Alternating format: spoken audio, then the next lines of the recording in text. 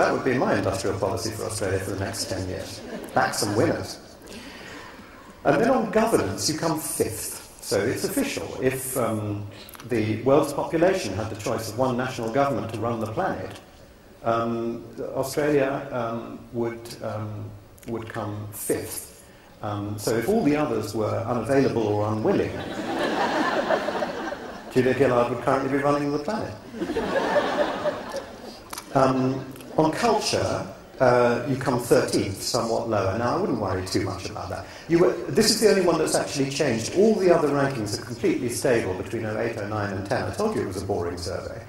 That one has changed. You might notice if you look back to last year's study, you were 11th overall in culture and you've dropped down to 13th. But I was a bit worried when I saw that, and then I checked and I realised it's because the culture section contains a question about sport, which is the least important thing in the universe. And for some reason, you've dropped 2 places in sport. I don't know. Did you lose a football match or something? I don't follow these things. Your people is your highest attribute. The Australian people are the second most admired people on earth. And I asked them, yeah, isn't that lovely? I asked a few silly questions in the survey, like, for example, if you had to be pushed into a forced marriage with somebody who wasn't from your own country, which country would you least like that to be? And Australia comes almost last. Least like to be. In other words, almost top. Everybody loves the Australians. And you have a film to thank for that called Crocodile Dundee, and I know you curse it, as well you might, because the cliched representations of our own cultures are always slightly insulting to us, but you should be jolly glad of that film, because what it did was it created an image of the Australian which, although it's daft, is actually very likeable and not a million miles away from some of the truth. It's not a complete lie, is it?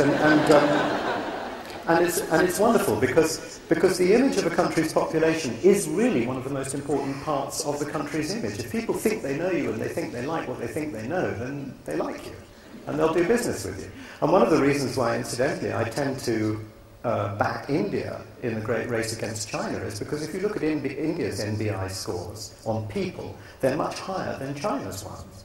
And the reason for that is it's a lot to do with Bollywood, actually. That people all over the world think they know what an Indian is and they think they like them. And by contrast, they don't think they know what a Chinese person is. And all other things being equal, that's the factor which will tell. Tourism is 6th. Now, Australia is a remarkable tourism story. Did you know that you are regarded as the world's most beautiful country? You really are. In terms of natural beauty, that one question, Australia ranks top. On the other question, where I say to people, would you like to visit this country, if money were no object, which is obviously significant for Australia because of its ridiculous location, you come number 1. So if, you know, all the millionaires on earth should be coming to Australia. And then most interestingly for your sector, which is the country you would most like to live and work in for an extended period of time, you come 2nd, after Canada. I could go on all day about Canada, but I won't. And then the final category is one which is called investment and immigration, which is a bit of a mixture, but that's all the professional channels. That's foreign direct investment promotion, it's education. It's all the areas where countries are promoting their assets and their offerings to specialist audiences. And there you come 7th, which is again very creditable. Now, overall, it's very, very good. I mean, Australia has a really, really remarkably good reputation, but there are 2 caveats here. The first one is that it's ever so slightly unbalanced. You might not be able to tell it just from that quick run-through I've given you, but if you look at it in detail, you'll see that it's a little bit on the soft side. Now, what I mean by soft is that the reputation is extraordinarily positive when it comes to things like popular culture, people, landscape, cuisine, and so forth. But it's a little bit weak on the hard areas, like foreign policy, like the economic environment, like the opportunity for foreign investment, and so on and so forth. Now, over the years, I've realized that public opinion, in its wisdom, it has a habit of categorizing all countries into 2 baskets. Countries are regarded as being either decorative or useful. Now, so if you're decorative, you're Brazil or Italy. which is a country for, it's where you want to go on holiday. You'd probably like to marry somebody from there. You'd certainly like to eat their food and so on and so forth. But if it comes to organising something, then that's not where you go. A useful country is somewhere like Germany, which is regarded as being, quite unfairly actually, because it's a lovely place, but regarded as being dull, efficient, and so on and so forth. This is the cliche. And Germany and Italy are exact opposites there. And I have pointed out, actually, on occasions to Angela Merkel and Mr. Berlusconi, that if they were to merge, that would create the most successful national image in the world, but they weren't interested. Anyway, Australia, I'm sorry to say, is decorative and not useful. Not massively, but you... Oh, God, if I say this, will you hate me? You're a bit of a dumb blonde. And this is a great, sad, tragic thing, because the reality, as we all know, is that this is a blonde with several PhDs. But it's not recognised, it's not acknowledged. And partly the reason for this unbalanced image is that you are in effect paying the price of an extraordinarily successful few decades as a tourist destination. I mean, Australia's fame, its prominence, is very largely due to the extraordinarily successful promotion of its tourist offerings. But I think the time has now come for that to be rebalanced a little bit. I don't mean spending less on tourism, because tourism is terribly important for Australia, and of course you never own an image, you have to rent it, and the rent needs to be continued to be paid. But I think it needs a little bit of balancing. And the reason why it needs a little bit of balancing is, A, because it's true. It reminds me of the reason why I left the private sector. I left the private sector in 1783 because I was in a meeting with... I'm a little older than you think. I was in a meeting with an advertising agency, and they presented something that the client liked. And the man from the advertising agency said, "Yes, we like it too." Get this, he said, "and it has the additional advantage of also being true." That was the moment I decided to leave the private sector. Anyway, this has the additional advantage of also being true. The point is this, that we're in a moment of extraordinary flux. We are so privileged, really, in this generation, to be living in a world where we can see the whole world order literally changing in real time all around us. You can see it in the NBI. One of the most interesting things about these scores is that even though the rankings change so little from year to year, one of the things that I've begun to notice from year to year is that the scores of the top countries, the top dog OECD nations at the top of the index, are gradually, slowly, very slightly declining. All of them, by almost the same amount. So it doesn't affect the overall ranking, but their scores are slightly, slightly going down. And at the middle of the index, some of the emerging countries, particularly, but not only the BRIC nations, their scores are gradually rising. And I don't think it's stretching the imagination to think that you can hear there the creaking of the machinery as it prepares itself to turn itself entirely on its head. Somebody pointed out to me the other day that Asia has been the dominant power in the world for 13 out of the last 15 centuries. So in a sense, perhaps it shouldn't surprise us, but that's where it's heading again. And Australia, as I never tire of pointing out, is in a remarkably strategic position if that's the new world order. Because it's a bridge between East and West. It has such a potent strategic position, it has so much more credibility than most of the countries above it in the pecking order, because it's never been a colonial power. It can go to other places lower down in the pecking order, and it can say things and it can be listened to and believed in a way that my own country, the UK, or the United States find very difficult to do. And it has the power, and it has the resources, and it has the capability to really make a difference around the place.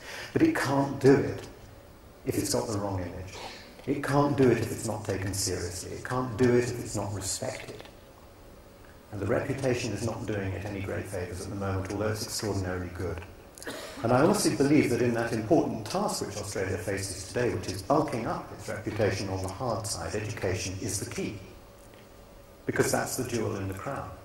That's the thing which, above anything else, has the power to be the antidote to the dumb blonde perception. If people knew, and it's remarkable how they don't know, that Australia had such extraordinary strengths and capabilities in this area, if people knew that it was the place which it's almost at the top as regards the place that people go to in order to improve their own lives and their own capabilities and their own educational qualifications, then they would be forced to change their minds. They would be forced to reappraise what they think about this country. And the image would then become balanced. to the endless benefit of everything that a country does. Because if a country has a good, powerful and positive reputation, then everything is cheap and everything is easy, relatively speaking. And if you think it's difficult being Australia, you ought to try being Angola for a week or two. Because things are so much harder if people start off prejudiced against you. Whether it's export, whether it's foreign relations, whether it's cultural or educational relations, everything. You're always making excuses, you're always apologizing. And the promotion of your services and your assets and your exports costs twice as much, and it's always uphill. So life is so much easier, and the better the reputation, the cheaper everything is, and the easier everything is. Success breeds success. Now let me talk just very briefly about the other problem. I said that the reputation was somewhat unbalanced. We also have, as you all know, and it's a subject which is very much present in the room today, we've also got a problem primarily in India, and I just want to tell you what that looks like. In 2008, the Indian panel, this is just the Indian panel as opposed to all 26 panels, which is what I was talking about a moment ago. In 2008, the Indians ranked Australia number 7th overall, which was actually even a little bit higher than its global average. In 2009, it had dropped to 13th. In 2010, it's dropped another place to 14th. And the pattern that we see overall in the index is of a very serious blow to Australia's credibility and desirability amongst the Indian population, which is, however, beginning to slow. The damage has sort of either, depending on the question, either peaked in 2009 or is still peaking, but it's beginning to calm down a little bit. But the situation is tinder dry. It's one of those situations where really and truly what looks like peace is just a hiatus before the next tiny thing emerges, which could set fire to the whole lot again. The detailed questions that we ask the Indians about Australia's reputation are even more worrying. There are a couple of places, like for example, we ask a question about the perception of equality in society, which is obviously goes right to the heart of the problems that there have been. In 2008, India ranked Australia number 7 in the world for equality in society. In 2010, the results that came out this morning, they rank Australia 34th. Now, 34th is very much at the bottom of the index. That's amongst the rogue states. That means that the Indians are now feeling that the level of equality in society in Australia is somewhere around about the same region that they would expect to find in Colombia, Iran, those sorts of countries. Now, obviously, this is an anger response. And over time, one would expect it to become slightly more rational. In certain other areas, one perceives that it is becoming more rational. For example, the all-important question, the other all-important question, when we ask, how do you perceive the value of an educational qualification from this country, that has started to stabilize, and it actually never dropped very far. So in a sense, what the Indians are telling me in this survey is not so much we hate Australia, or we no longer respect Australia, but more like, we don't understand why the Australians don't like us. Which in a sense is quite a touching sort of response, and perhaps will make us react in a rather different way.